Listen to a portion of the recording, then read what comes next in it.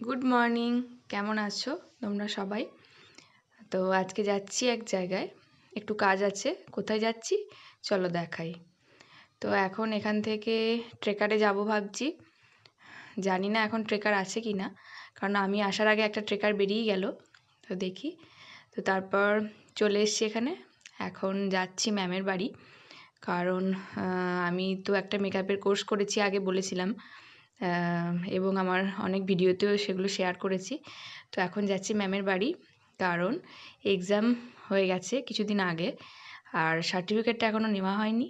তো আজকে যাচ্ছি সার্টিফিকেট আনতে। তো এইটা হচ্ছে ম্যামের বাড়ি যাওয়ার রাস্তা, টাউন থেকে একটু দূরে, বাজার থেকে একটু ভিতরের দিকে।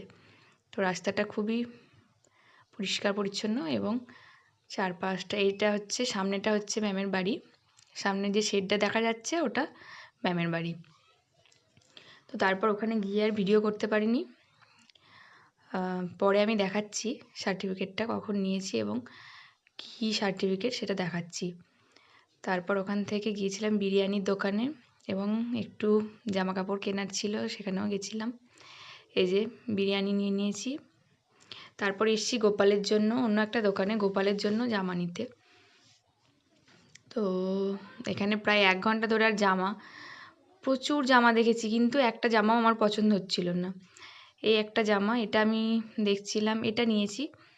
আরও একটা দেখাচ্ছি, এটা হচ্ছে জামদানি কাপড়ের জামা। তো এটার কালারটা ফোন ক্যামেরায় একটু ভালো লাগছে, মানে নর্মালি সাধারণভাবে দেখতে একেবারেই পুরনো পুরনো মতো দেখতে লাগছে। তো ওই ব্লুটা নিয়ে আমি চলে এসেছি।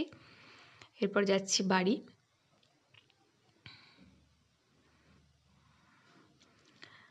বাস থেকে, এটা হচ্ছে বাস স্ট্যান্ডটা দেখাচ্ছিলাম একটু।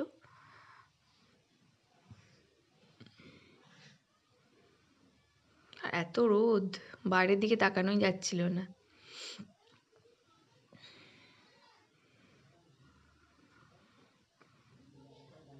তারপর ওখান থেকে বাসে সিট রেখে আবার একটু খাবার কিনতে নেমেছিলাম।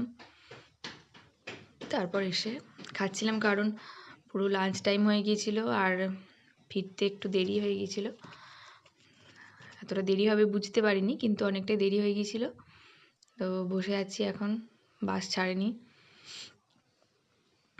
কারণ এখানে বাস স্ট্যান্ড থেকে বাসগুলো ছাড়তে অনেকটাই সময় লাগে, প্রায় 30-35 মিনিট পর ছাড়ে।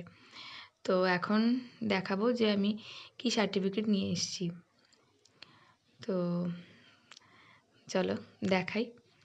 অনেক দিন আগে থেকে অপেক্ষা করে আছি কবে সার্টিফিকেটটা পাবো। তো পেয়ে গেছি, চলো দেখাই। তো এই যে এটা হচ্ছে সার্টিফিকেটটা।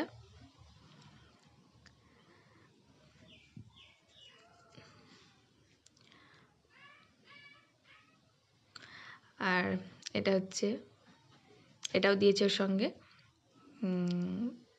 তো আমি খুবই আনন্দিত, কারণ অনেক দিন ধরেই ভাবছিলাম যে এটা নিয়ে একটা ভিডিও বানাবো, এবং সে থেকে আর আনতে যাওয়া হয়ে উঠছিল না।